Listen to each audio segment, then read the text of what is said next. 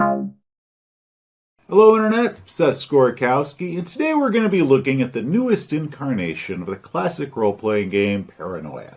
Now for those of you that aren't familiar with the game, a treasonous offense I might add, Paranoia was first published in 1984 by West End Games. After several editions, the game was taken over by Mongoose Publishing, who after a successful Kickstarter campaign completely rebooted, redesigned, and updated the classic RPG to the Red Clearance Edition, which became available to the general public in 2017.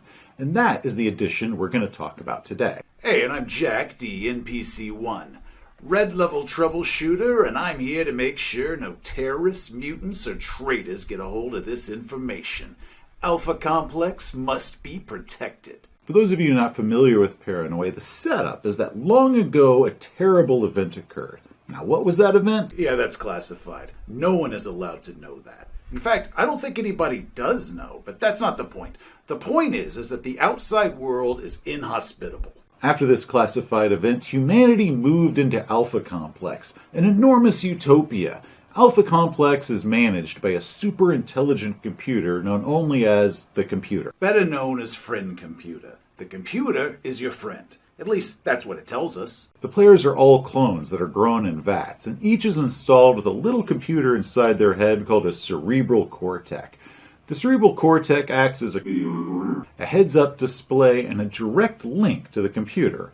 In the unfortunate event that a clone dies, the computer will then issue out a new clone that's complete with the downloaded memories of the old dead clone, and that way they can complete their important mission.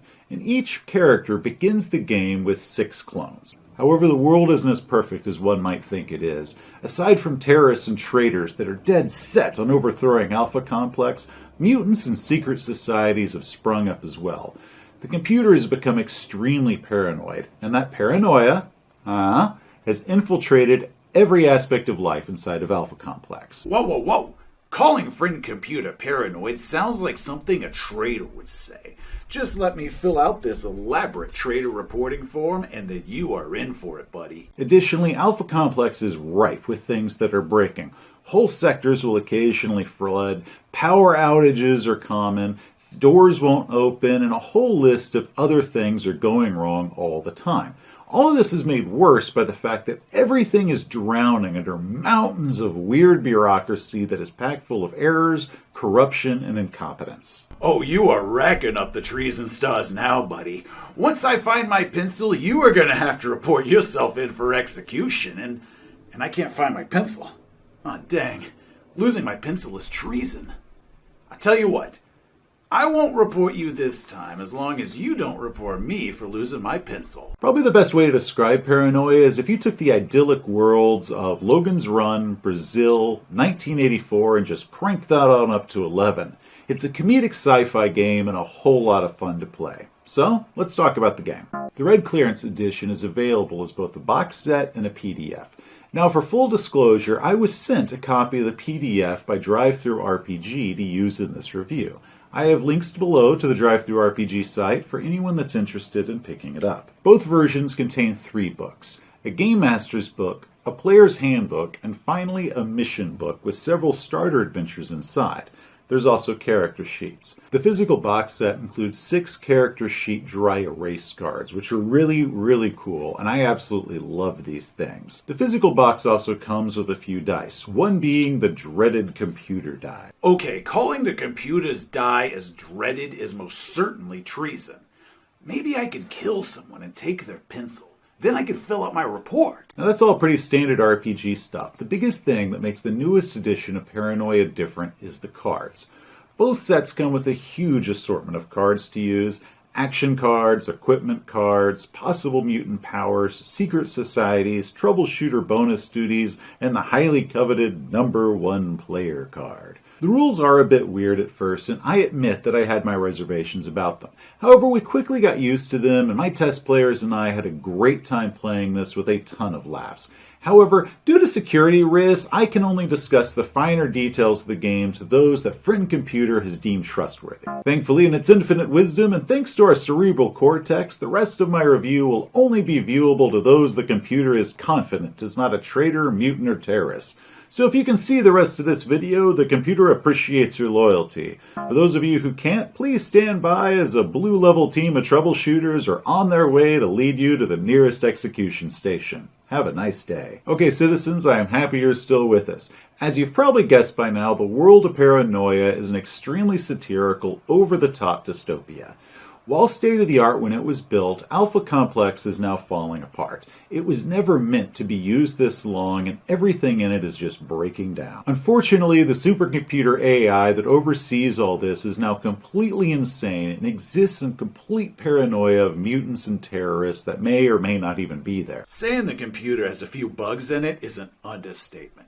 You know how slow and weird a laptop or a smartphone gets after just a few years? You know, sort of a slow degradation, and you kind of learn to deal with it as it goes on to the point that you don't even think it's that weird anymore.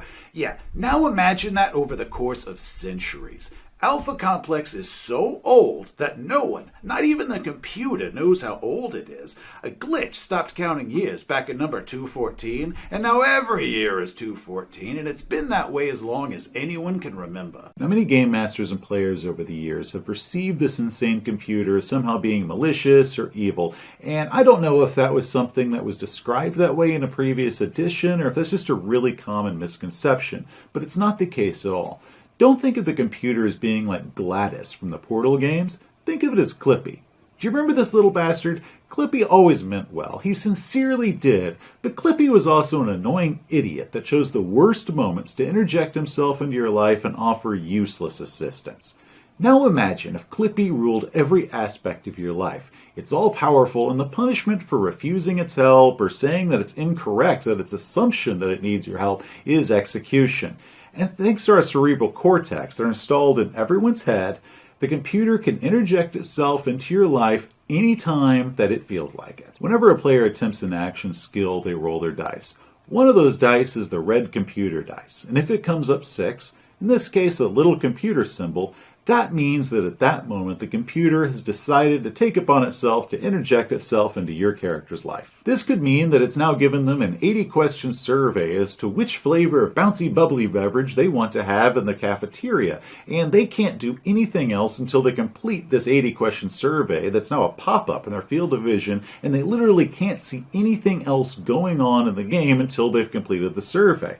Or it might sense that the character's under a lot of stress, because maybe they're doing something dangerous, or maybe they're in a fight, who knows. And the computer doesn't want them to be stressed out. So in order to relieve that stress, it fuzzes out what the character sees that's the known stressor. Yeah, imagine you're in a firefight or you're trying to do surgery on your buddy's injury, and all of a sudden that thing that you really need to be paying extra close special attention to becomes all fuzzy and weird, and now you can't see it. And then the computer pops up in your head and is all like, "You're welcome." Another way that you could compare the computer that people might understand is to autocorrect. Autocorrect means well, but sometimes it just interprets what you're trying to say into complete madness. Now imagine that everything that you were trying to say to the computer and everything the computer was trying to say back to you was interpreted through autocorrect. And now, under penalty of death, you have to follow to the letter exactly what autocorrect interpreted for you to do. On top of this, the culture of Alpha Complex is one of pure paranoia, and everyone in it is completely out for themselves, desperate to climb the ranks and get more perks. Imagine the worst kind of toxic office culture environment that you can, but instead of where your boss or your coworkers might figuratively throw you under a bus in order to make themselves look better or cover their butts, well, in Alpha Complex, they can literally do that to you. Yeah, but we ain't got no buses in Alpha Complex. Maybe a transport tube or throwing you in front of a cleaning bot. And I ain't talking about no cute little Roomba either. Cleaning bots in Alpha Complex is serious business. They're like riding lawnmowers, but with way more blades and Windex. Paranoia is one of the most unique games I've ever experienced. Every aspect of it, including character creation, is specifically engineered to place the player characters at each other's throats, where they have to screw each other over in order to advance themselves. Player 1, on the list of skills, what would you like a +1 in? I'll take a +1 in charm. Player 2, you now have a -1 in charm. What other skill would you like a +1 in? Then I'm going to take melee. Player 3, you now have a -1 in melee. Choose the skill you want a +1 in. Oh, thanks a lot. Then I'm going to take throw. Player 1, Player 3 has given you a -1 in throw. What skill would you like a +2 in? I'll take a +2 in guns. Okay, player 2, you now have a -2 every time you want to shoot a gun. You should thank player 1 for that. What do you want a +2 in? Okay, you now have 10 skills marked -1 through +5. Now determine the stats. Everyone pass your character sheets to the left so the person you've been screwing over with minuses can distribute your stat points however they see fit. Don't worry, I'm sure they won't abuse this. Oh, I'm gonna abuse this. Money inside Alpha Complex doesn't exist. The only currency is called XP, which is awarded by the computer. With XP, a player can purchase goods and services, upgrades, or even increase their security level within Alpha Complex.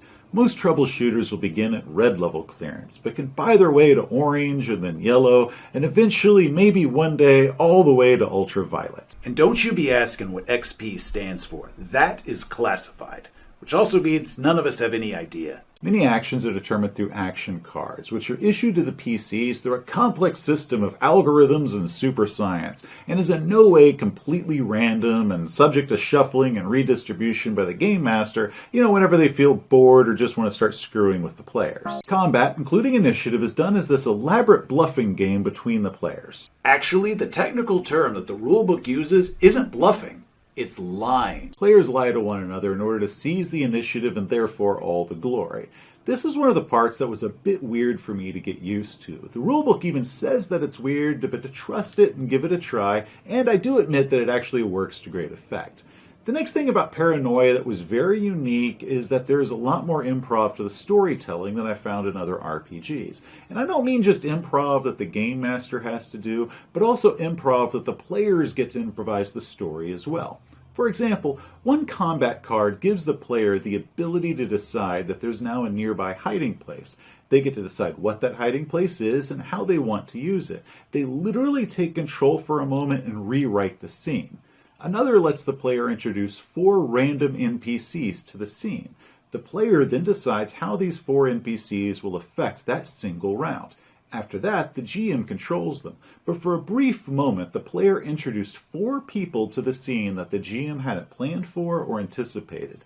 It's very cool, but it's also very weird for an experienced game master to get used to a player seizing the reins from time to time. However, as a game master, the first and most important rule to GMing Paranoia was terrifying for me to get used to, and that is that the game master doesn't roll dice. You heard me, the GMs don't roll dice. Dice are for players. They're the heroes and the driving force behind the narrative. A game master can make decisions and interpret the dice however they see fit, but they themselves don't roll dice. And I confess this terrified me at first, the first time that we ran it. I mean, I've been GMing for 25 years, and I love my dice. I've got a big old box of them.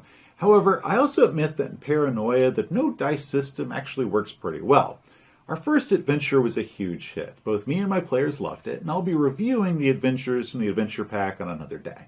But one thing that I found very surprising about the game is that a certain truth about Paranoia that I've always believed turned out to be a myth. And the myth about Paranoia is that it's no good for long-term campaigns. That's how I've always heard it described to me. And yes, as a short-term, 2 to 3 session or maybe just a one-shot game, Paranoia is absolutely wonderful for it. But at the same time, it doesn't have to be just a short-term campaign. GMs can make it where the group of players, they're all in the same secret society, or maybe they're in different secret societies, but they're trying to work together to ascend the ranks in Alpha Complex in order to achieve some common goal, and the campaign potential here is wonderful. So my official assessment of the new Paranoia is that it is awesome.